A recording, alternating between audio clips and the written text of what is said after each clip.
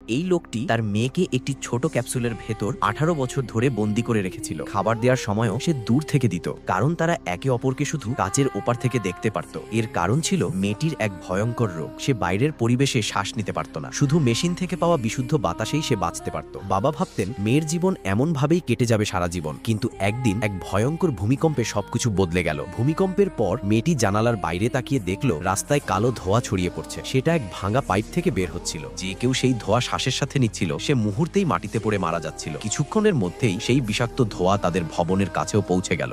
লোকটি সঙ্গে সঙ্গে বিষয়টি বুঝে ফেলল এবং তার স্ত্রীকে নিয়ে দৌড়ে উপরের তলায় চলে গেল। মেয়েটি তখনও নিরাপদ ছিল, কারণ তার ক্যাপসুলে বিশুদ্ধ বাতাসের মেশিন চলছিল। কিন্তু মা দেখলেন ধোঁয়া দ্রুত উপরের দিকে উঠছে। তারা দৌড়ে ভবনের একেবারে সর্বোচ্চ তলায় পৌঁছালেন। বারান্দা থেকে দেখা গেল পুরো শহর ঘন কালো ধোঁয়ায় ঢাকা পড়েছে। দেখতে যতই সুন্দর লাগছিল ততটাই ভয়ঙ্কর ছিল বাস্তবতা। ঠিক তখনই মেয়ের ফোন এলো। মা, মেশিনের চার্জ শেষ হয়ে যাচ্ছে, যদি 2 ঘন্টার মধ্যে ব্যাটারি বদলানো না হয় তাহলে বিষাক্ত বাতাস ভেতরে ঢুকে যাবে। এই কথা শুনে বাবা একদম ভয় পেয়ে গেলেন, কারণ তারা ছিল 18 তলায় আর মেয়ে ছিল 2য় তলায়। ব্যাটারি বদলাতে হলে অন্তত 5 মিনিট পর্যন্ত নিঃশ্বাস বন্ধ রাখতে হবে। হঠাৎ বাবার মনে পড়ল নিচের তলায় এক বৃদ্ধ থাকেন যার কাছে অক্সিজেন সিলিন্ডার আছে। সে তৎক্ষণাৎ পাইপ ধরে নিচে নামতে শুরু করলো। জানালা দিয়ে ভেতরে ঢুকেই দেখলো বৃদ্ধটি ইতিমধ্যেই মারা গেছেন। সে দ্রুত ঘর জুড়ে সিলিন্ডার খুঁজতে লাগলো, কারণ তার নিজেরও শ্বাস নিতে কষ্ট হচ্ছিল। অবশেষে একটি সিলিন্ডার পেয়ে স্বস্তির নিঃশ্বাস ফেললো। এখন যত তাড়াতাড়ি সম্ভব মেয়ের কাছে গিয়ে ব্যাটারি বদলানো দরকার। কিন্তু এরই মধ্যে দেখা গেল বিষাক্ত ধোঁয়া এখন উপরের তলাগুলোতেও পৌঁছে গেছে। নিচে নামতেই সে দেখলো চারদিকে শুধু মৃতদেহ ছড়িয়ে আছে। এদিকে উদ্ধারকারী দলও সেখানে পৌঁছে গেছে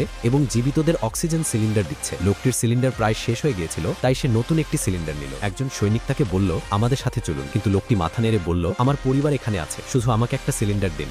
এরপর সে হিসাব করলো প্রতি ঘন্টায় গ্যাস প্রায় 2 মিটার করে উপরে উঠছে। সে স্ত্রীকে বলল, আমাদের যে কোনো মূল্যে এখান থেকে বের হতে হবে। তারা মেয়েকে বলল, তুমি এখানেই থাকো, আমরা নিরাপদ জায়গা খুঁজে এসে তোমাকে নিয়ে যাব।